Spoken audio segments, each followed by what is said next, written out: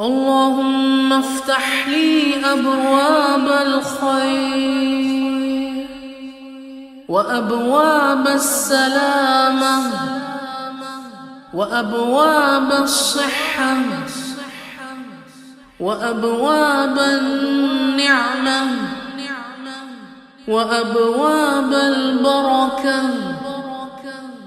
وأبواب القوة وأبواب المودة وأبواب الرحمة وأبواب الرزق وأبواب العلم وأبواب المغفرة وأبواب الجنة